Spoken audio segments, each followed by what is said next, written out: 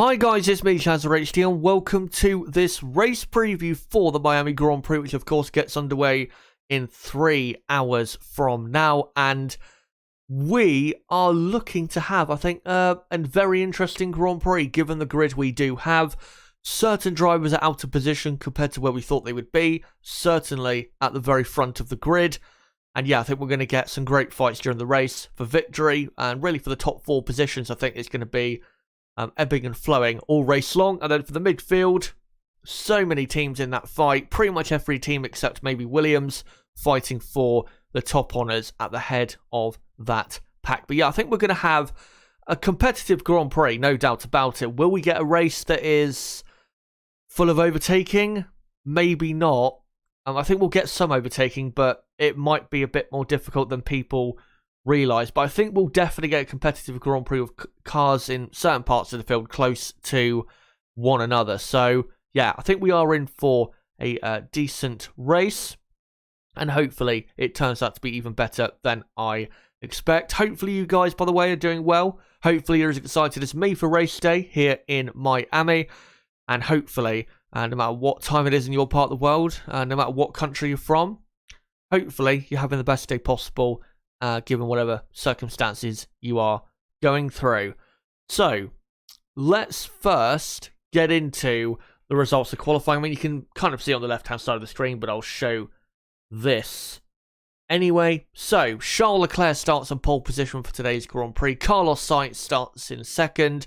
The first Ferrari front row lockout since the 2019 Mexican Grand Prix, which was 2.5 years ago.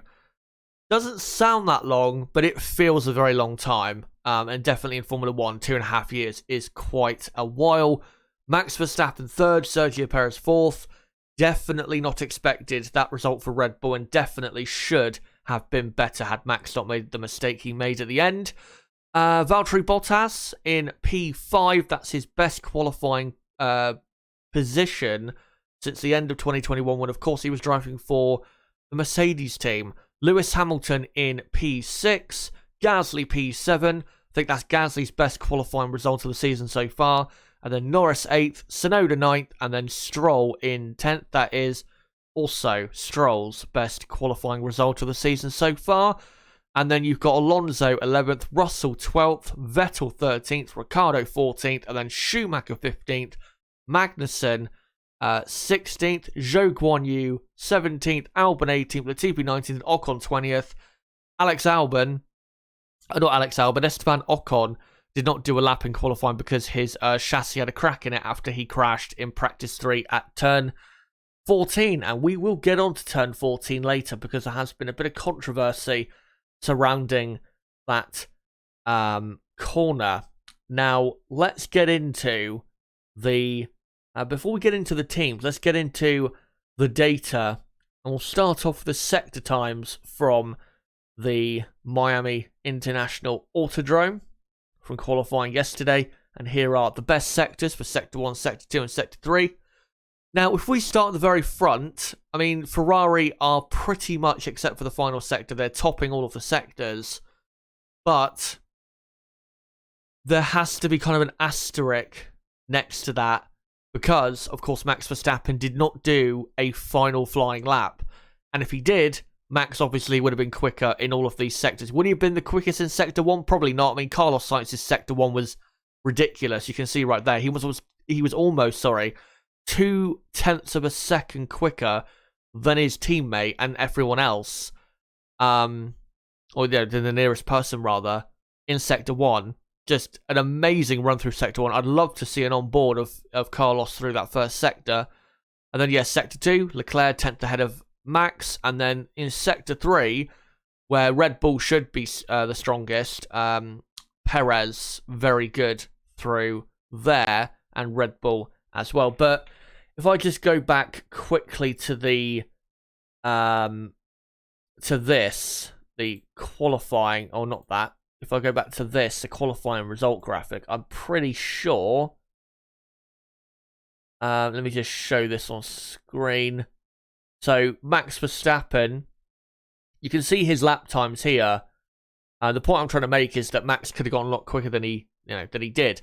Because, yeah, in Q1, 29.8, then he improved by 0.6 of a second to a 29.2, then 0.3 of a second to 28.9. But if you look at Leclerc, to be honest, he has kind of the same progression from Q1 to Q3, but Leclerc from Q2 to Q3 gains about 3.5 rather than just 0.2 of a second. So proof that Verstappen, obviously, if he did that final lap, there was more time to gain. And especially when you look at Carlos Sainz, who started qualifying with a 1:30.0 and ended it with a 1:28.9. So proof that Verstappen, again, could have gone quicker than his 28.9. And that Max, had he done qualifying, not done qualifying, if he had done that final lap without any mistakes, Max definitely would have been at least 2 or 3 tenths of a second quicker, I think, at the end of quali. Yeah, looking at the sectors, I think it's pretty clear to say that the Ferrari is the better car in Sector 1. Again, Verstappen could have gone quicker in Sector 1 had he not made that mistake that he made, actually, in Sector 1. But you can see with Carlos Sainz's first sector, that is just way too good to beat, even if you're driving at your absolute finest. And then Sector 2, I am kind of surprised that Leclerc was that good with the timing there in Sector 2. Again, Verstappen could have done better if he had done that final lap and would have had a better Sector 2. But even to be 2 tenths quicker than Perez in that sector, I just think was very impressive. And we did see through that turn 14-15 chicane, the Ferrari did look very, very good. And in those slow corners, definitely the Ferrari performing very well. So I am surprised about that type of performance that they had. Sector 3, though, not a surprise that Perez and Red Bull were the kings in the final sector, because the final sector is just one long straight, one braking zone, and then flat out 2 corners, and then you're onto the pit straight. So it's not surprised that they are almost a 1/10 of a second quicker in that sector, the shortest sector of the lap. But yeah, I mean, Sector 1 looks to be Ferrari's sector. Sector 2 is, I would say, because Verstappen could have definitely improved, I think you'd have to say Sector 2 is equal, if not slightly favouring Red Bull. Because, obviously, the first half of Sector 2 is that long straight between Turn 8 and Turn 11. So I'd say, yeah, it's kind of equal through Sector 2, and then Sector 3, Red Bull have the advantage there. So I do still think Red Bull have the quicker car, but it is going to be close. Red Bull don't have a clear dominant advantage in pace over Ferrari. That's clearly why Verstappen finished third yesterday, because if he had a clear dominant advantage over the Ferrari cars, then even with that mistake, he would have still got pole position. And we're still only, a couple tenths of a second away, despite that mistake. So yeah, I think Red Bull have the quicker car overall for the lap by probably a 1/10, maybe 2 tenths at most. Like I said, it's still close, but I think Red Bull do have the advantage. Certainly later on in the lap, I think the Red Bull car is looking very, very good. And yes, Sergio Perez, with him, he does pretty well in Sector 2 and Sector 3, but Sector 1, for some reason, just couldn't get right at all. The reason he was so far behind, say, Carlos Sainz, is really because in Sector 1, he was 4 tenths of a second slower. But then in Sector 2 and Sector 3, he was quicker. Yeah, I think Red Bull, just about have the quicker car when Max and Sergio are not making mistakes. When it comes to the battle that Ferrari, Leclerc versus Sainz, pretty clear to see, I think, why Leclerc won the fight at the in qualifying. The reason I believe he did is because, Sainz did, he did a brilliant Sector 1, there's no doubt about that. But if you notice, in Sector 3, which is mostly full throttle, look where Carlos Sainz is. He's below the Aston Martin, Haas, and Alfa Tauri in Sector 3. What I think they've done after his crash in Practice 2 is they put a lot more wing on his car, because I think that's the only thing that could explain him being that much quicker than Leclerc in Sector 1, which is probably the most aero-important sector, I think, out of the entire track. Then in Sector 2, he's, 2/10 of a second down. And then Sector 3, compared to Leclerc, I mean, he's only 1/10 of a second down, but, slower again than an Aston Martin, Haas, and AlphaTauri, and even the Mercedes of Lewis Hamilton.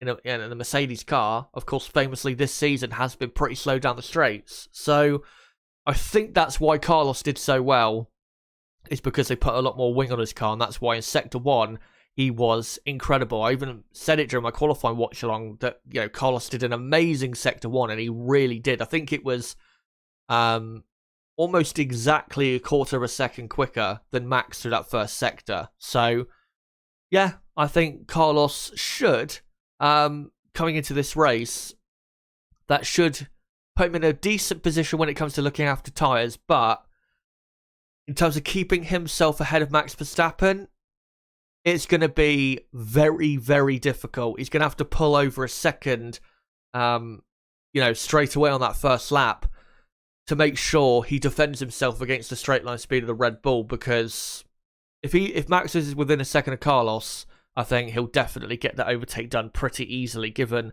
the data we are seeing here.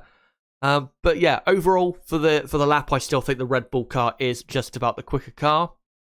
If we go on to the midfield, though, we'll start with Mercedes quick. So Sector 1, not a surprise that they are pretty good in that sector. Hamilton only slightly off, really, Leclerc and Verstappen in Sector 1. Sector 2, though, I don't know, Sector 2 is a bit of a surprise for me, because I know obviously there's a very long straight in the first half of Sector 2, but if you look at Sector 3, where again it's mostly full throttle, Lewis Hamilton is quicker than Verstappen and Sainz. So I think really the Mercedes is just handling really poorly in that really slow section towards the end of the second sector. And we did see that with Russell at times in qualifying. So yeah, that's really where Mercedes are really giving up the time, is that second sector. I mean, not only because they still don't quite have the straight line speed that, say, Red Bull do, but the rear end of their car just isn't comfortable. It isn't in line, and it is constantly, I think, stepping out and giving the drivers surprises, because Hamilton, at best was 9th or 10th in that sector, and Russell even worse. So yeah, that's definitely the sector where Mercedes are losing out quite a bit. And I do expect Mercedes, as I'll get onto later, I think they will still get, say, 5th place of Lewis Hamilton and be the best of the rest, really, in this Grand Prix.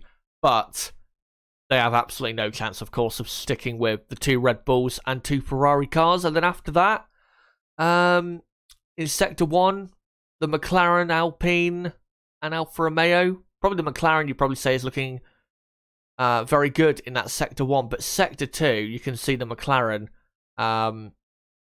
It's kind of weird to judge with McLaren, because Sector 2, you've got Norris up in 5th place and looking pretty quick, but then Ricciardo is almost half a second down in Sector 2. Ricciardo, though, did have some problems getting his lap going towards the end of the session, so didn't get the most representative lap that he could have got, as you can see in Sector 3. But Sector 3, you can see Norris and Ricciardo 18th and 19th in Sector 3, which is all about power.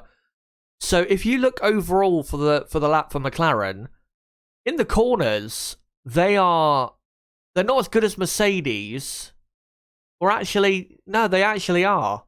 Because, I mean, Sector 1, they're about a 10th off Hamilton, but in Sector 2, Norris is 2/10 of a second quicker than Hamilton. So in the corners, or in the sectors where, you've got sections which are, full of corners, the McLaren and the Mercedes are pretty much equal.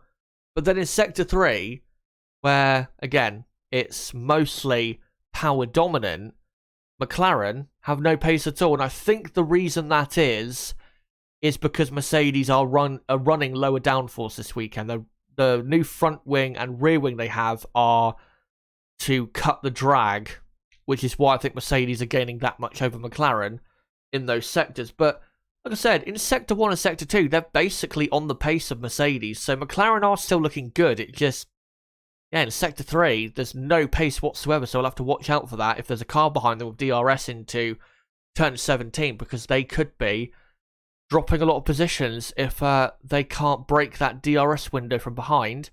And then, yeah, after that, the AlphaTauris, I'd say, look pretty good. I mean, in Sector 1, definitely not that good. But in Sector 2 and Sector 3, where the straights are, you can see that, you know, them having the Red Bull powertrains, which is the best power unit on the grid right now, really is helping both AlphaTauris ahead of the two Mercedes in Sector 2. And in Sector 3, they are also looking pretty competitive with the upper midfield teams. So I think also we can expect probably some overtaking from the AlphaTauris in this Grand Prix because of, again, that straight line speed they do have. But yeah, I would say coming into this race, it's probably Red Bull with the quickest car, and then what do you call it? Ferrari second, probably Mercedes third, and then fourth and fifth, probably looking at McLaren and Alfa Romeo. I think Bottas did a superb job. You can see in the Sector 1 and Sector 2, Norris was quicker than Bottas, even though it wasn't a massive amount of time he gained in those sectors. So yeah, McLaren and Alfa Romeo look to be the fourth and fifth quickest teams. And then after that, it's probably AlphaTauri, followed by, say, Alpine or Haas F1. So yeah, looking pretty good, I think, for the race later on. And we'll now quickly go to the top speeds, because of course this is very important for the Grand Prix later in looking at, you know, who is likely to do the overtaking. And if you have a Red Bull powertrain, if you're within a second of another car, you're going to be doing plenty of overtaking. That speed trap on the far left, the highest speed trap, which I think is located at the end of the straight between turn 8 and turn 11. Look at those Red Bulls. They are 4 kilometers an hour quicker than the next best car. And compared to Ferrari, they are 10 kilometers almost quicker than Leclerc down that speed trap, and actually 11 kilometers an hour quicker than Sainz. And you can also see there with McLaren, maybe McLaren are running a bit too much downforce, but also, yeah, McLaren are struggling with straight line speed, because in the finish line speed trap, they're 18th and 19th, and then 17th and 19th in the quickest main speed trap around the track. So yeah, McLaren also struggling quite a bit for top speed. But yeah, Red Bull, if they get within a second of those Ferrari cars, I don't see how Ferrari will be able to stay ahead by the end of the straight without having to at least defend their position, which is a great advantage, of course, for Red Bull to have.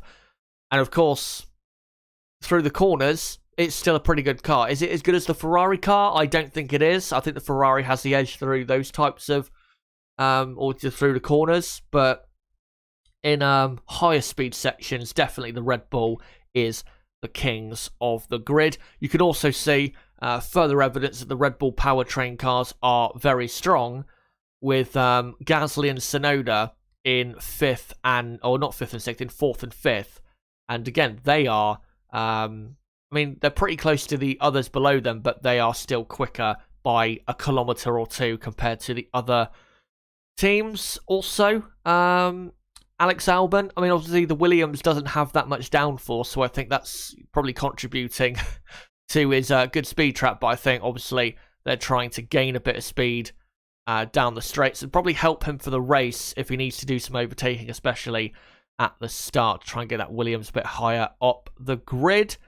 Also, the Renault-powered Alpine looking still pretty good, like it was back earlier in the season in Bahrain, up in 6th place there, Alonso, the only Renault-powered car that actually did qualifying.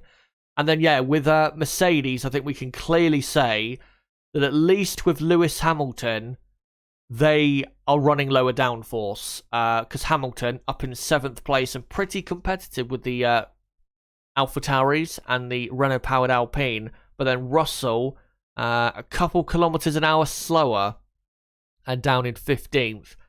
But yeah, the Ferrari powered teams, I mean, people out of what do you call it, testing and the first Grand Prix were like, oh, the Ferrari power unit is so much better and it's, it's probably the best on the grid. Maybe in terms of reliability it is. Actually, yeah, in terms of reliability it probably is the best on the grid. But in terms of raw speed, I'm not sure it is. I think the Red Bull powertrain definitely is the best. And then after that, you probably have to say the Renault. And then, yeah, probably after that, then you go Ferrari. And then Mercedes in last place. But the Ferrari power unit in terms of power, on the reliability side, like I said, it's good. But in terms of power, I'm not sure it's quite doing the job it needs to do. Because again, 10 kilometers an hour, that is a lot to be losing in a straight line, a lot of time. And, as the famous saying goes, if a car hit you at 10 kilometers an hour, you'd certainly know about it. You'd be in hospital if a car hit you at 10 kilometers an hour. Yeah, that's just incredible, the difference. And like I said, if a Red Bull gets within a second of a Ferrari, I don't see how Ferrari can eventually still stay ahead of them. I just don't see how they can. That type of speed advantage is way too much. And I certainly think, as we'll get into in a moment, if Max Verstappen can get past Carlos Sainz at the start, which I think is likely because Carlos is on the dirty side of the grid, and as we know, offline here in Miami is pretty dirty. The dirtiest I think we've seen in a while around any circuit.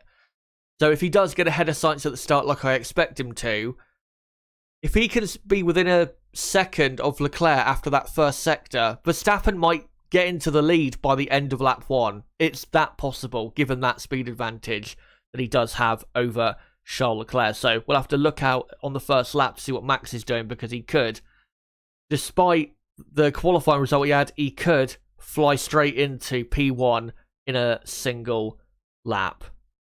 But now, let's get on to the teams, and we'll start with Ferrari. Great result, of course, for them. 1-2 in qualifying. They did capitalise fully, which is what they needed to do after Max made his mistake. Carlos Sainz, like I said a few moments ago, he did very well in qualifying, but I think definitely he was running more wing in qualifying than Charles Leclerc was, which explains why in the higher speed sections he was dropping off so much. But yeah, Ferrari looking very good, and I think even though Red Bull, if they can stick with the Ferraris and, like I said, be within a second of them, they're going to be able to overtake them, and it's going to be pretty difficult for Ferrari to keep them behind. There are still some areas where Ferrari can still win the race. Obviously, if you look at this season, Ferrari have had, I would say, the better race car. Bahrain certainly, and Melbourne, Ferrari were better at looking after tyres and just had that extra 2 to 3 tenths of a second in the race, and we might see that today. Even though I've just said that, the Red Bulls, they're very quick down the straights and all of that, let's not forget that this Ferrari car is still very, very good. And like I said, it looks after its tyres very well. And that is going to be a very important factor in this race. Even if Max, let's say Max was to overtake both Ferrari cars on the first lap, which is possible with the top speed he has. Because of how hot it's going to be today, it's going to be 34 degrees Celsius, I think, when the race starts. There'll be over 50 degrees Celsius track temperature. And if that is the case, tyre wear is going to be critical, especially in that first sector in the fast corners.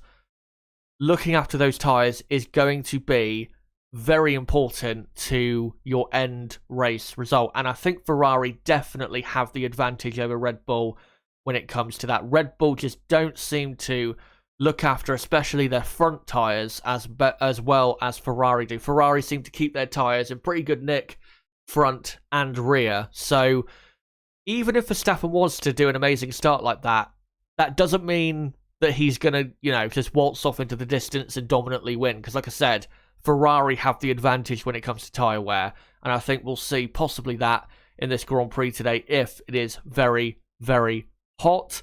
And I am expecting it to be a 2-stop race today because of that heat and because Even though it's a street track, you will be able to make up positions overtaking the slower traffic that is either staying out longer or going for a one-stop strategy. So I think we'll definitely see two-stop races for definitely the higher-up people on the grid. I think probably the people lower down might go for a one-stop race and try and benefit from a safety car coming out at the right time, which I think definitely will get at least one safety car in the Grand Prix today.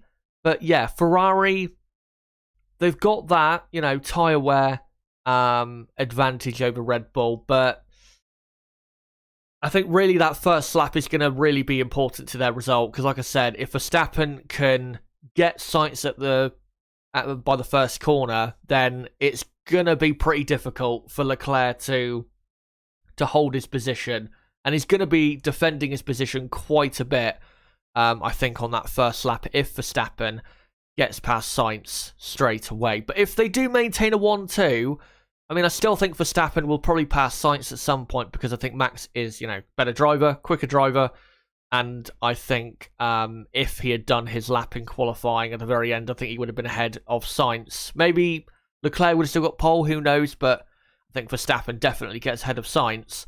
But if they can maintain that 1-2 and hold Max back for long enough, and then once, they get longer into the stint and maybe some, worn tyres kicks in for Red Bull, then Ferrari might be able to pull a gap big enough for them to win the Grand Prix. But yeah, Ferrari, even though I think they're going to be looking in their mirrors quite a bit in this race, they can still win. They can absolutely still win this Grand Prix. And it's going to be a pretty good fight all race long between Ferrari and Red Bull.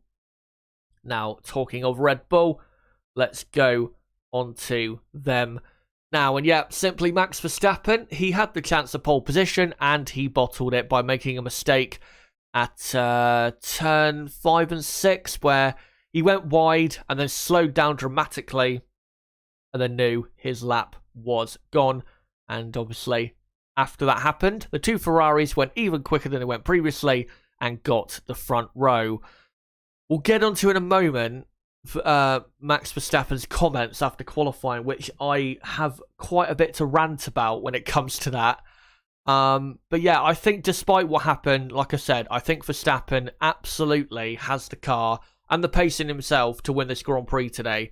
Even if Sainz and Leclerc maintain first and second, I still think Verstappen can win the race. Will he win the race? It's a 50-50.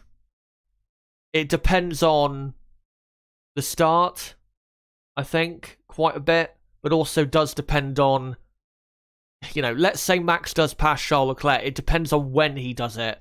The earlier he does it, I think the better, because let's say that tyre wear I was talking about kicks in towards the end of the 2 stints that I'm expecting them to do, or the 3 stints actually in total I'm expecting them to do. Of course, the first stint being from the start to the first pit stop, and then 2 pit stops after that.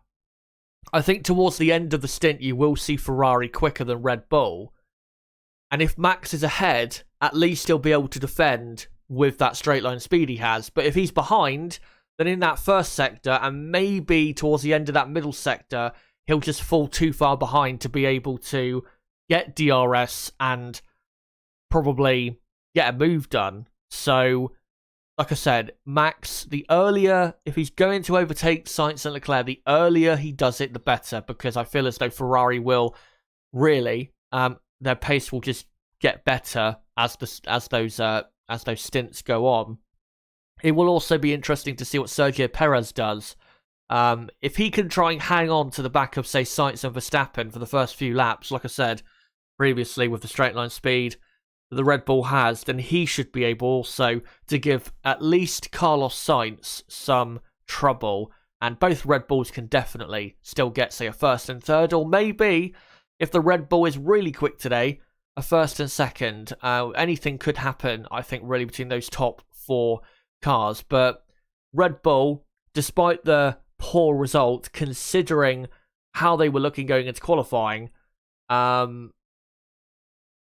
still think they're in a very good position, and I don't think they necessarily need to panic. I think they just need to utilize the strengths of their car, certainly at the start, and then I think they'll go from there and should be very, very strong. By the way, great to see so many of you already in chat. I'll come to your comments very, very soon. I just wanted to get on to what Max Verstappen said after qualifying, because I've got to talk about it because I was amazed that he said this. So Max Verstappen says that Red Bull can't afford to have race weekends disrupted by problems. And then he went on to say, I haven't even done a start, so I don't even know how that's going to go. I haven't seen any other starts, and I honestly cannot tell you because I haven't done a start on the left side or the right-hand side of the grid. That just sums up my weekend. It's been incredibly messy. We just make it super difficult for ourselves. Basically, only 4 or 5 laps yesterday. Then you start today still learning the track, trying to find a setup, because yesterday you have no clue what works because there's not really a lot of data to look at. Of course, I'm still pleased to be in 3rd position and actually be close to the guys next to me, but I think we could do so much better by actually operating a bit cleaner and smoother. Now, I do agree with him to a certain extent that, it was disappointing that he missed that track time in practice too of, an hour. That is, disappointing, and yeah, Red Bull should improve the reliability still. We know that. I think everyone is aware of that. But at the end of the day, the reason Red Bull didn't get pole position is not because of that and because of the lack of track time. The reason they didn't get pole, Max, is because you made a mistake. You bottled it. You were you had plenty of time in practice 3 to, get confidence in the car. And, he showed definitely some stronger signs in practice 3. Obviously, he did have that near crash in the 14-15 chicane. Then in qualifying, certainly most of qualifying, Verstappen was very, very quick. But then, like I said, towards the end, makes a mistake and bottles what should have been at least 2nd, but most likely 1st position. And again, yeah, in an ideal world, Red Bull wouldn't have had that issue with the rear brake. But it happens plenty for other drivers who miss track time because of reliability problems. But others in history have still gone out and got the result they're looking for. So, for me, he needs to stop using this as an excuse. Stop blaming your team and get on with it and go get the win. Because the only reason you're in 3rd place is because you made the mistake. Now, maybe, yeah, the balance isn't totally correct. I get that.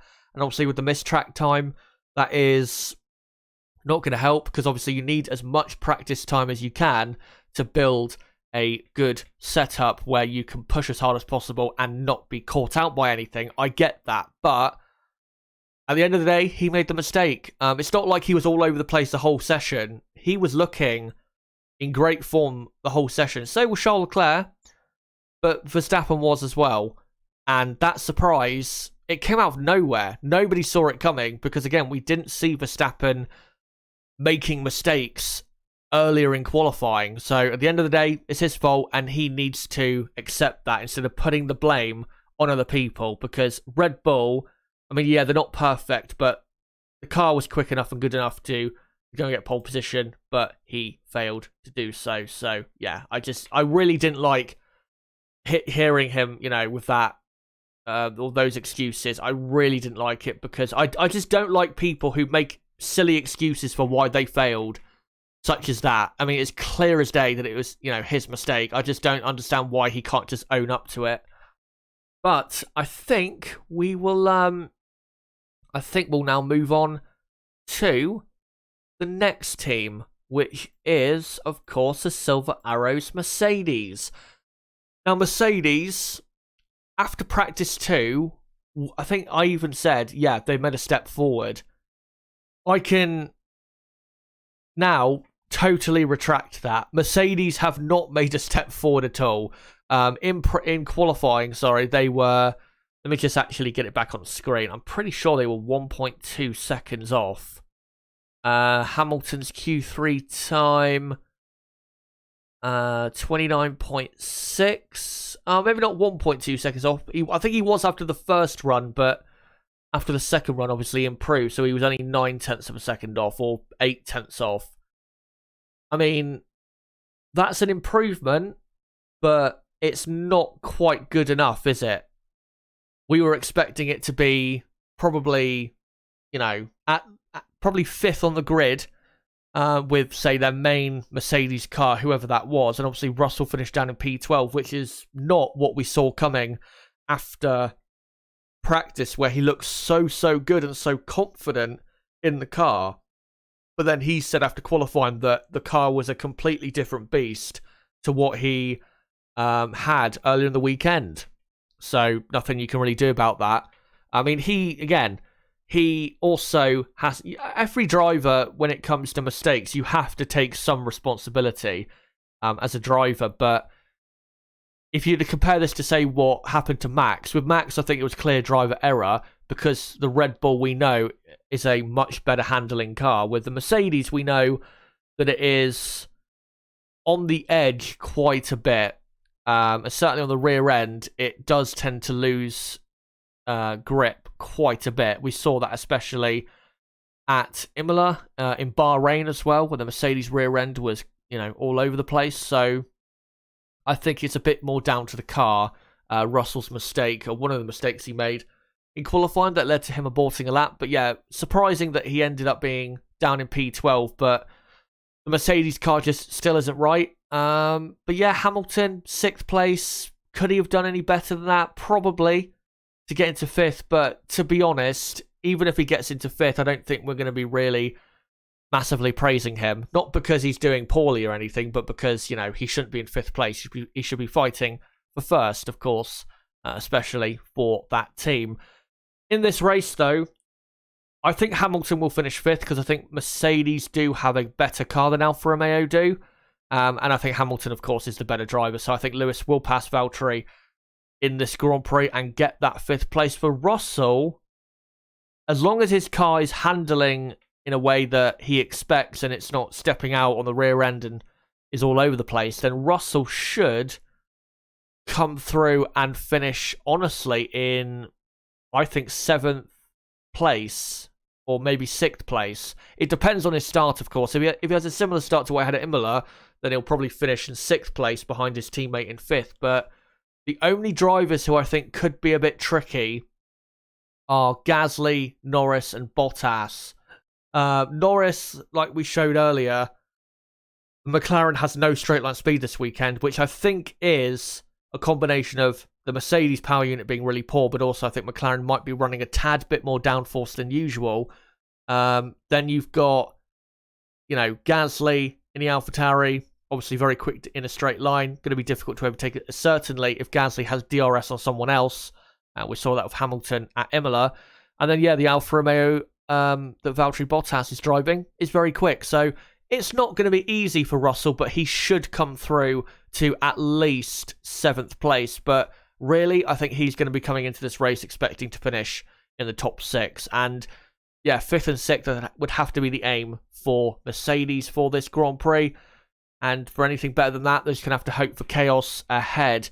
But I just want to quickly read out a comment from Lewis Hamilton, who also took the same stance as what I just took.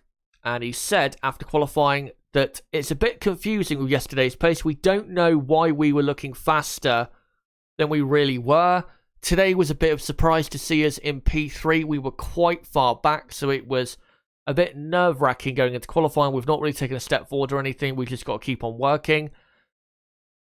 To be honest, when you look at it, I mean, they were, 8/10 of a second pretty much off pole. I mean, that is a step forward because they're normally a second off, but it's not a step forward enough to be, properly noticeable.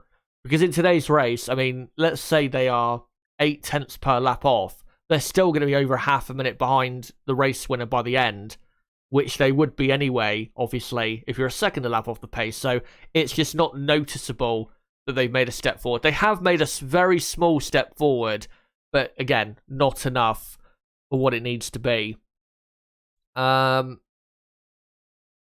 Let me see if I can find some other comments here from Hamilton, or oh no, there's some here from Toto Wolff, I believe, saying it seemed yesterday that the low downforce setup worked and helped for the porpoising, but obviously the track gripped up.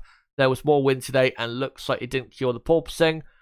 Nonetheless, Wolff believes the team saw the potential of the W13 on Friday. Yesterday, we had a glimpse of the performance that is in the car if we get it in the right spot.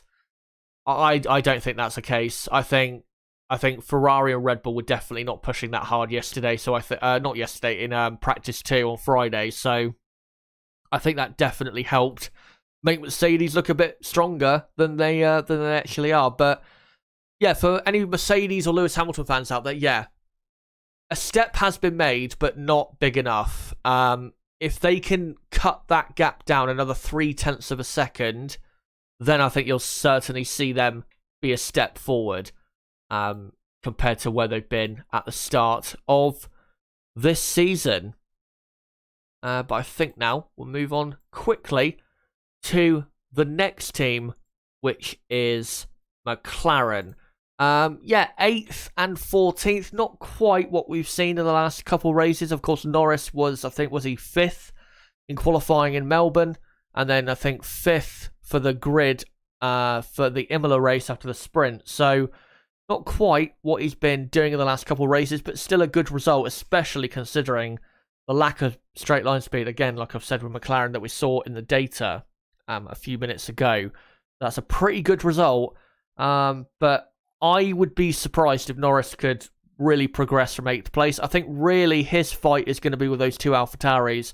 The problem is, again, the Red Bull power-trained cars are so much quicker than that McLaren in a straight line that it's going to be pretty difficult for him to overtake, and he's certainly going to have to look out for Tsunoda behind, and also Stroll, who's looking pretty quick, and also pretty quick down the straights as well. For Daniel Ricciardo, and thankfully comes on screen at the right time, the reason he finished in 14th was because he had some gear problem in the pits before his final lap in Q2, then got sent out late, and then his battery did not charge up to the full before his qualifying lap. Because, of course, that outlap they do, the reason they go at a certain speed is to charge up the battery so they can use all of it in the lap. And he didn't have the full battery available. And also, I think his tyres, because he had to push harder on that outlap to get, to the flag or get to the line before the flag came out. Also, his tyres were a bit worn compared to what it should have been if he had not had that issue. So Ricciardo probably could have done a bit better. How much better? Probably only 2 or 3 positions. I don't think he would have been up in the top 10. I think, like I said, I think he would have been at best probably at 11th or 12th, which would have been certainly better looking for him in this Grand Prix. But we'll see what he can do. Like I said, it's going to be pretty difficult for the McLarens to make moves with that lack of speed down the straight. So I would not be surprised if Ricciardo had a difficult race outside of the points. But yeah, McLaren, I think with Norris, I think they'll score points with Norris, probably 8th or 9th, probably at best. But yeah, I think that's probably the best you're going to see from McLaren here in this Grand Prix. But before I go on to the midfield teams, I'm going to do a couple things. I'm going to quickly read out a couple other bits of news, and I'm then going to come to you guys in the chat to read out your comments. So make sure to keep posting your comments down below to the side, obviously, of the stream in the chat, and I'll make sure to read out as many as I can before moving on to other parts of the stream. So yeah, let me just quickly read out a couple other bits of news. The couple other bits of news is to do with the track condition. So basically, the drivers are concerned that the track it's definitely a lot lower grip, the surface, than they expected, and they do not expect a lot of overtaking to happen in this Grand Prix. And the reason they think that is because off the racing line, there is not a lot, if not no grip at all. And the reason that is, and Pirelli came out and said this once they obviously went through the tyres that were used from Friday practice, is because of like gravel-like stones that were offline.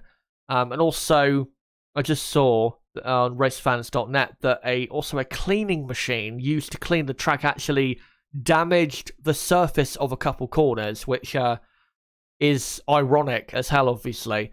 But yeah, that's the reason why they're complaining about the grip of the track. Also, it's not anywhere near as smooth, I think, as they expected. It's quite a bit bumpier than they expected, which, to be honest, I don't have that big of a problem with. You know, racetracks are bumpy. A lot of them are. Maybe it shouldn't be as bumpy as it is, but I don't think that's really something that needs to be improved upon, to be honest. It's not dangerous levels. It's not what we saw at the Circuit of Americas back in 2019 or even last year. It's not that bad, so I don't think it needs to be improved upon massively. But yeah, the grip offline is really poor. So we could see in this race drivers into turn 11 or turn 17 making a move down the inside and just skating off, maybe into the wall. And that's why drivers are saying that they're not expecting there to be a lot of overtaking because of the grip offline. I mean, the team bosses, they've dismissed this claim and they think it'll be fine. But if that's what the drivers think, then, you know, you have to take some of that and take some of that on board. And I think in this race, I think there will be overtaking. I think, you know, if a driver gets a chance for an overtake, I think they're going to go for it because they're racing drivers. That's what they do. When they see a door open, they're going to put themselves through it. So yeah, I think they're still going to try. But if it's, you know, they're approaching a braking zone, they're behind a car, and, you know, they could overtake if they went for a dive bomb, I don't think they're going to try any of that in this Grand Prix, because like I said, I think if they do, very high chance they just slide off the track into the barriers. So we might not see some of those type of overtakes, but I think we'll see probably overtakes that are completed before the braking zone, which is not great, but, you know, it'd be better than nothing, wouldn't it, if that was the case. But I think we will get overtaking in this race, but I don't think it will be as much as people expected. I don't think there'll be that much overtaking into turn 1. I know out of turn 17 there is 2 flat-out corners and then a straight. So theoretically, you could follow another car through those 2 fast corners and then onto the straight down to turn 1. I get that, but the grip out of turn 17 is really poor. I mean, we saw it in qualifying yesterday, the amount of cars skidding about trying to find grip, and I think it's going to be pretty difficult to get a good run out of that corner to get a good run down to turn 1. So I wouldn't expect overtaking into turn 1. And then the only way you can overtake really into turn 11 is either if you're in a Red Bull and you have a monstrous amount of straight line speed, or you're able to follow and stick closely to the car ahead through the first sector, which is going to be difficult despite the cars improving in their following of another car. So yeah, that's going to be still pretty difficult for the drivers today. I think it's more likely, though, overtaking is more likely, I think, down to turn 17, to be honest.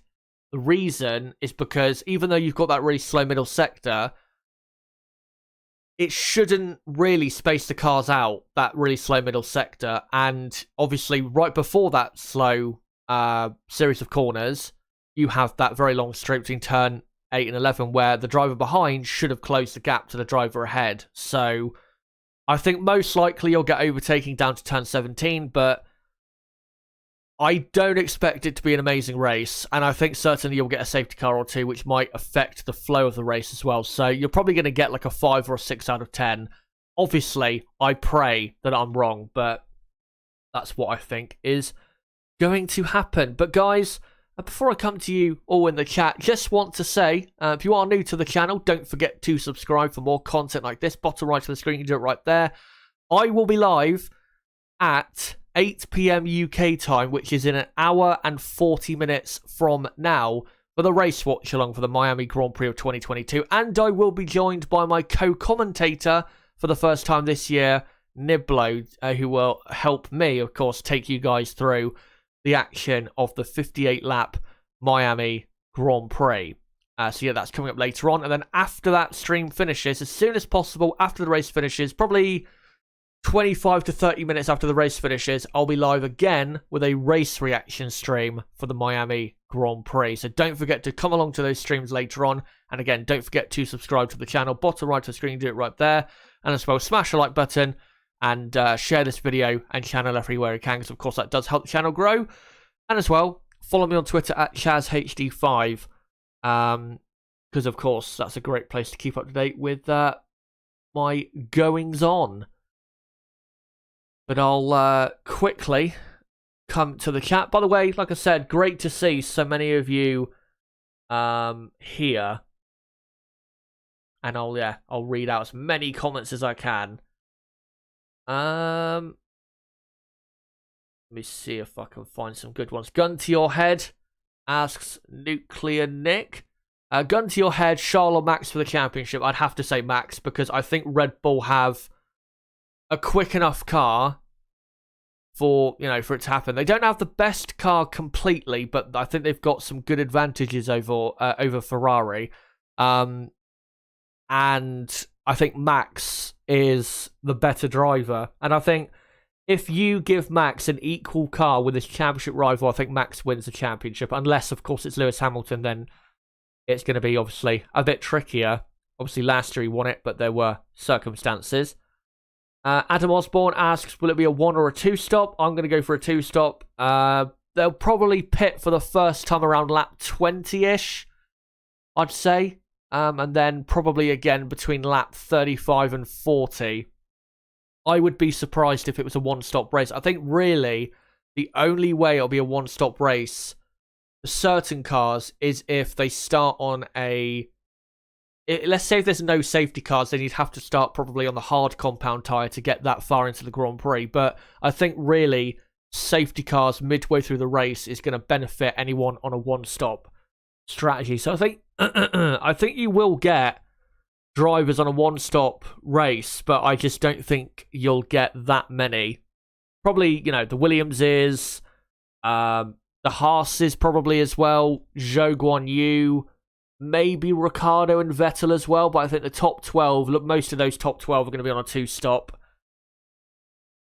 And what do you call it? Toxie puts their predicted finishing order in chat, saying that they think it'll be Leclerc, Hamilton, Bottas. It's not 2019. Maybe in 2019 that prediction will be correct, but I'm not sure it will be today. But yeah, if you want to put your predictions in chat, guys, then go for it. Right. Let's find some other comments here if I can. Jamie McNeil says, yep, I think we'll see a number of safety cars. I think we'll see probably 2. I think 1 at the start and then 1, I don't know, lap 20, between lap 20 and 30. Something like that. Marco Catania says, I think Sainz will give defensive benefit to Leclerc. I'm not sure he will, actually. I mean, he may try, but I'm not sure he will do that good of a job, because like I said, I don't think his speed down those straights will help really against the Red Bulls. And also, I think Carlos still probably believes he can win this race. Which, I mean, he has every right to think that. He's on the front row and he's in a Ferrari car. But realistically, I think it's still between Leclerc and Max, really, for victory. But I think Carlos is really going to be pushing to win himself rather than help Charlie Leclerc. Jan Sargent says, Max knows if he had as much time on track as Charles, he would have been on pole position, so that's why he didn't blame himself or be hard on himself. I mean, maybe, yeah, he would, but it still was his mistake. It's not like we saw it again through practice and qualifying, him making those type of errors. I think that was one of the first real errors he made all weekend, so I still think he should, if he's going to blame anyone, he should blame himself. Obviously, don't get too down on yourself, because negative energy can be quite bad for you, but yeah. I just don't think it's good to be blaming people that I don't think are the actual cause of the problem. Faith Thomas says, morning, waiting for the race today on a day that would normally be a day for the NBA. Gary Grant says, or maybe asks, how did Hamilton get to 6th and Russell down in 12th? I've already kind of said, yeah, Russell, the car balance just wasn't what he expected. But yeah, he still probably should have done better, to be honest, because he had plenty of opportunities in Q2 to get into the top 10. And then, yeah, Hamilton, I think, honestly, did the best he could. Maybe he could have got 5th, yeah. I could see people making that argument, but he's probably going to get 5th anyway in the race. And like I said, 5th is still not satisfactory. For them, Tony Kart Racer says, Perez is a dead weight and a waste of a good seat. I completely disagree with that. And then says, bring Senna to Red Bull soon. I mean, that's your opinion, but no. Perez has been very good this season. And he's only 5 points behind Max in the championship and 3rd. So he's doing exactly what the team expect of him. Nikita goes with a, what he is saying, a hot prediction. Sergio Perez finally suffers an engine failure, which leads to a safety car. Max Verstappen tries to go for an overtake on the restart, ends up crashing out. Bottas takes P3 for his first podium. That could happen. That could happen. We've seen stranger things. Ronald, so many technical problems this season for Max, yet he cannot complain. That's not what I said. That's not what I said at all. I said he can't complain about this weekend. Because, you know, his car wasn't... It was fighting fit for qualifying, so, you know, he can absolutely complain about the other times because they weren't his fault, obviously, but this time I just don't think it was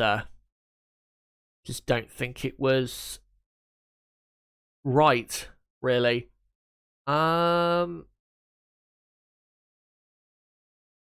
Alonso got screwed over by Sainz. Sainz forced him wider and he completely missed the apex and was out. He could have easily got P6 or P5 as he did in practice and in Q1. What shit luck he has. Yeah, very, very bad luck. I will obviously get onto him in a moment. GS15. Which lap do you think Carlos Sainz will crash? Well, it was what? Lap 3 in Melbourne, lap 1 in Imola. Obviously, that wasn't his fault in Imola, but if he's going to crash, it's probably going to be lap 1, and it's going to be at turn 1. Let's hope he has a good race, though, because he is a good driver, and I think he deserves a bit of a better result. Let's see if I can find some other comments here. Banging Vivo says, I don't trust Red Bull strategy, plus science is so inconsistent, lately, so I wouldn't rule off Hamilton getting a podium. I mean, if that person before said, who was it, Nikita, who came up with a prediction of, you know, the Red Bulls, I think, both retiring for the race. If stuff like that happens, then yeah, I think you could see Hamilton on the podium, but I think what Lewis needs to do in the race is, you know, get up to 5th ahead of Bottas and then just do his own race. And if he gets any other positions, then that's a benefit. Dylan Forrestal asks, where do you think Ocon will finish? Actually, why have I got Ocon in 19th? I don't know why I've got Ocon in 19th. He's supposed to be 20th. Let me just change that. There you go. I don't think overtaking will be that great in this Grand Prix, so I'm going to say probably 14th or 15th. The Alpine it's got pace, but I don't think it's got that much pace to come flying through the field and get into the points. So I'm going to say 14th or 15th. I think he's going to have to try some alternate strategy, really, to get his way any higher or towards, you know, 12th, 11th, or 10th. But certainly Alonso, like I'll get into in a moment with Alpine, Alonso can get a good result. Eddie says Hamilton not only podium but the winner. It'd have to be a mental race for that to happen. Will F1, there will be a safety car on lap 1. Latifi is in the race. True. That is very, very true. How many DNFs? Asks Adam Osborne.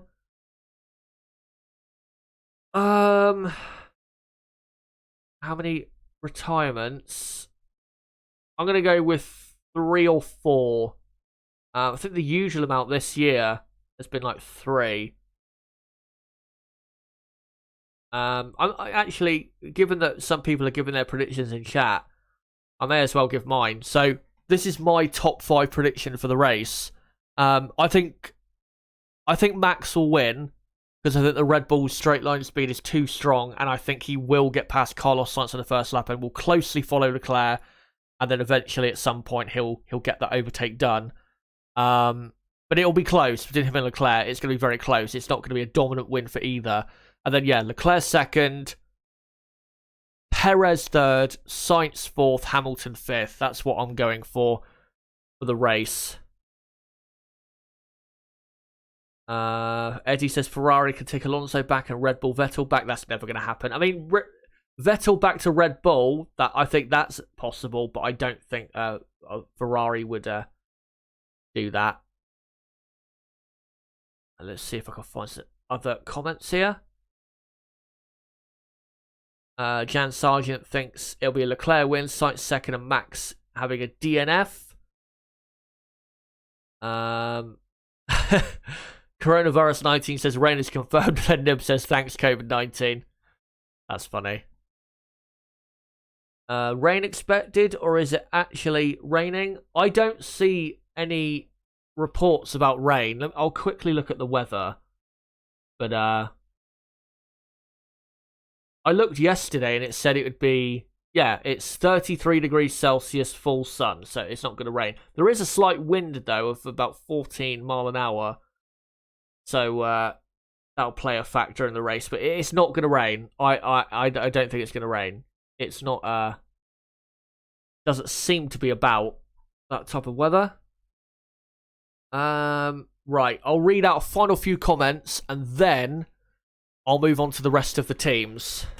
And so Nib gives his prediction: Leclerc, Max, Bottas, Perez, Hamilton for the top 5. It's raining according to latest reports. Latest reports from who? Let me look on Twitter. I can't see anything. Let me go to Chris Medland, see if he's saying anything about rain. Alright, so 40 minutes ago you said it rained, now it's sunny and dry again, but little sharp showers like that would be fun during the race. Yeah, so it's just a small shower. It's nothing, too concerning. I mean, maybe it could happen during the race. You never know, but I don't think it's to be expected. Hello, by the way, Carlo Briggs, who says hi, Chazza, in the chat. Let me read out a few final comments and then we'll get to the rest of the teams. Solomon says that narrow section is going to act like an accordion. It's going to be crazy. One mistake on those curbs or sausage curbs in the narrow section, everyone's stuck. Yeah, if there's a crash in that like turn 14, 15 area, that we could get a traffic jam for sure. Barra Mia says the only race that had Alonso didn't have a DNF or technical issues. He was flying in Jeddah, Saudi Arabia, and in Imola he was flying with Purple Middle Sector. No, that was Melbourne. That wasn't Imola, the Purple Middle Sector.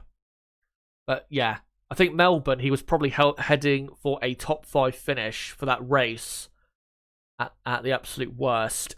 Tea Time says Miami is a difficult track though. Drivers take 75% on full throttle with rain coming mid-race and the track already lacking grip. It'll be a golden opportunity for the best. How did they build the track so fast? I don't know. Tea Time also says Ferrari are not going to win. They are sitting ducks on the straights. If it's a dry race, it'll be a Red Bull 1-2. That's very confident sounding. They are a sitting duck on the straights. There's no doubt about it. Again, I'll show it quickly. Here's the top speeds. So speed trap, again, 334 kilometers an hour for the Red Bulls, 325 for Leclerc. That is a monumental amount of time. And then on the finish line even, the Ferraris losing 3 kilometers an hour there, and the build-up of speed from turn 17 to the finish line speed trap isn't even that much. So yeah, they are definitely sitting ducks on that straight. I'll read out this final comment and then we'll get to the rest of the teams. Barra Amia says, I predict Leclerc flying and then making a mistake due to pushing too hard. He's great, but I feel he makes more mistakes than Max. But overall, love the Leclerc versus Max competition. Yeah, I think everyone loves to see these two going head to head like they are. But yeah, I do agree with you. I think Leclerc is prone to making mistakes through just being too aggressive and pushing too hard. And not knowing maybe when to settle into a comfortable pace rather than attacking. But I don't think you'll see that today from what, of course, we saw at Imola. Now, let's get to the rest of the teams. Alpine next up. And yeah, Alonso, as the person said in the chat, Alonso held up. Alonso should have the pace to finish in the top 10. He won't be able to hold back Russell behind him because I do think the Mercedes car is quicker, but certainly Stroll and Tsunoda, maybe also Norris, might be, overtaking those cars might be achievable for Fernando. So we'll see if he can do that. But I think definitely Fernando will finish in the points. I'm going to say 9th at least for Fernando, because also the Alpine, as I showed on that speed trap data earlier on and also just then, the Alpine very quick down the straights as well, certainly compared to the McLarens. If I actually show it again, we'll see the difference. The Alpine in the main speed trap between turn 8 and turn 11, 327. The McLarens, 323 and 322. So if they get DRS on the McLarens, then it should be game over in terms of that little battle. But yeah, Ocon, like I said, I think he'll probably get up to 14th or 15th. It's a shame what happened, but at the end of the day, it was his mistake which caused it. And yeah, Alonso should get a couple points, but it's not looking great for Alpine, I have to say. I mean, they were looking better in practice. Obviously, Alonso didn't have the best session he could because of that whole issue of Sainz holding him up. But, what do you call it? With Alfa Romeo and Valtteri Bottas up in 5th place, and of course they're their main rivals at the moment, in terms of the championship, they're not in a great position, because if it finished the way it is now, the grid, then Alfa Romeo would further extend their lead over Alpine for 5th, and Alfa Romeo would actually not be that many points behind McLaren for 4th, and Alpine would also be barely ahead of AlphaTauri for 6th, so they definitely need a good race, because I think in the championship they could start to reverse down the grid, or down the order rather. They don't get their act together. Now we'll get on to Alfa Romeo. Alfa Romeo did say, coming into this Grand Prix, that they believed that they had a stronger car than they had even at Imola. And of course at Imola, they were very competitive, for Valtteri finishing 5th in the race at Imola. And obviously here getting 5th in qualifying. Great turnaround as well for Valtteri. Obviously, practice 1 had a crash. Practice 2 didn't do any running. Practice 3 showed some good speed, but didn't ultimately do a very quick lap towards the end. But then in qualifying, when it mattered most, put in a fantastic effort and a fantastic result. Also, for what I said about Max earlier, I think Valtteri is a great example that Max doesn't have that much of a foot to stand on. Because Valtteri missed half of practice 1 and all of practice 2, yet he still went out there and got what to him is pole position, finishing 5th, because obviously he can't do any better than that. So I think again that shows that Max isn't quite correct in his comments. But yeah, Valtteri Bottas 5th. Can he finish there? Probably not. It would be great if he did. It'd be great if he was to finish even better than 5th, to be honest. But I don't think he'll be able to. I think he's most likely going to finish in P6. He should have the pace to hold off Gasly, Norris and Tsunoda behind the Alfa Romeo. All around, seems to be a pretty good car and also has okay straight line speed. So they shouldn't be under massive threat from cars like the AlphaTauris behind. So yeah, Bottas should get a good result. But Zhou Guanyu, if he can utilise the good pace of the Alfa Romeo, then he may get a point. He may get a point. He was blocked horribly at the end of Q1 and was probably Bottas, in a way, was actually lucky because Zhou obviously was blocked and got knocked out in Q1. If Zhou completed that lap, he probably would have knocked Bottas out because Bottas ended up 15th in Q1. So Bottas, a bit lucky there, but that Alfa Romeo has pace. It absolutely has pace, and it's probably, after Red Bull, Ferrari, Mercedes, it's probably the 4th quickest car. Probably them and obviously AlphaTauri and McLaren. I think you'd have to put in that bracket as well. But yeah, Alfa Romeo, they've got good pace, and Zhou, I think, does still have a chance of a points finish. Has to make sure, though, he has a decent start and doesn't get involved in any silliness off the line. Next up, Haas F1. Very poor qualifying. I thought they would be in the top 10, certainly with Magnussen, and how wrong was I? They just simply didn't have any pace. 15th and 16th. I don't know if this is a street track problem, because of course at Melbourne they were pretty much in the same position. But yeah, they had no pace, and I don't think it was down to, traffic, a mistake, anything like that. They just simply didn't have the pace, and they have probably one of the slowest cars this weekend, which is such a shame because, again, Haas have, in practice, looked good. This season, they've looked good most of the time. It's been such an improvement on last season, but now it looks like they're almost back to where they were last season.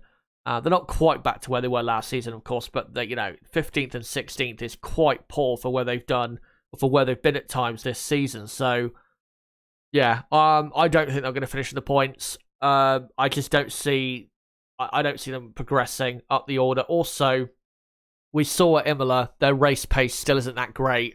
Magnussen just continuously fell back in the sprint race at Imola and also the race on the Sunday. So, yeah, I think Haas are probably going to finish pointless. Next up, AlphaTauri. Pretty good result for AlphaTauri. That was probably their best result in qualifying. I think they've had this season by far 2 cars in the top 10. Yuki Tsunoda, by the way, need to shout him out. Great performance in qualifying. Pierre Gasly, though, showing the type of speed we saw from him last season. So that's great to see. And yeah, the AlphaTauri looking good around this track, has done really since practice 1. And of course, I've covered all the sessions so far, so I've seen it for myself. It has been pretty good all weekend. I'm not sure, actually, that the AlphaTauri was necessarily quick enough for 7th place there with Gasly, but Gasly pulled out an absolute stonking lap at the end to get ahead of Lando Norris. And yeah, they should finish in the points with Gasly, probably 7th or 8th. With Tsunoda, it's a 50-50. It depends a lot on what happens to the drivers behind him and his own pace. If he can produce the type of pace we saw at Imola, then should be able to get a points finish, no problem. But I think definitely Alonso, Russell, and you never know, maybe even Vettel behind might give him a tough fight for that. And now final 2 teams, Aston Martin. And Aston Martin having a very, very good session, of course. I actually think this is better, this type of result, than what we saw at Imola in the Friday qualifying there and the weekend there, because at Imola there were circumstances to explain why they were so competitive, such as the rain. Also, it was a very green track in terms of the track condition all weekend, really. So I think that does help explain, why they were so competitive compared to what we saw obviously in Melbourne and the races before. But here, bone dry conditions, they are pretty quick. 10th and 13th. I don't think people would have expected that, honestly, coming out of what we saw like a month ago in Melbourne, where they were an absolute joke coming out of that Grand Prix.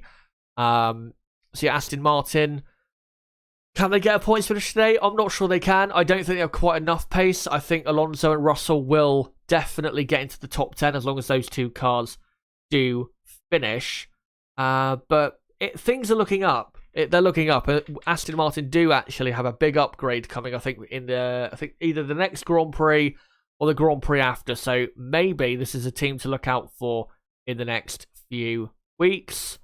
And the final team is Williams, and there's no real point talking about them because, I don't think, unless Alex Albon pulls off another heroic performance, I don't think Alex Albon is going to drag this car into a points paying position. So that's pretty much all of the teams. And I'll read out a couple final comments and then I'll come to the end of the stream because I do need to have a snack before I get setting up and obviously doing the race watch along. Because, yeah, if I don't, then I'll be extremely hungry by the time all of my content finishes this evening. Let me find some comments quickly. Nib, get the tennis on. Tea Time says new Ferrari engine is rumoured to be more powerful than Honda. However, Ferrari is running high downforce compared to Red Bull. It will be Jeddah all over again when Max breezes past the DRS. We'll have to see. If the new power unit, which I think they are bringing to the Spanish Grand Prix, and they're also bringing their first proper upgrade package to that race as well. How high is the track temperature? You think the Red Bull motor will again get in trouble? Asks Michael O. It should be. If it's as hot as it was yesterday, around the time of day where the race is, tennis is finished. Right, so I know it's won then. Cheers. If it's as hot as it was yesterday at around the time of day that the race is taking place at, it should be 50 degrees Celsius plus, or around 50 degrees Celsius. So yeah, that definitely puts some teams, I think, on the edge of possible failures. Williams and Alfa Romeo actually brought side pod cooling upgrades specifically for this Grand Prix because they knew it's going to be a very hot one. So, yeah. How many more hours for the great race? So the race starts in an hour and 45 minutes from now. My stream building up to the race will start in an hour and 15 minutes.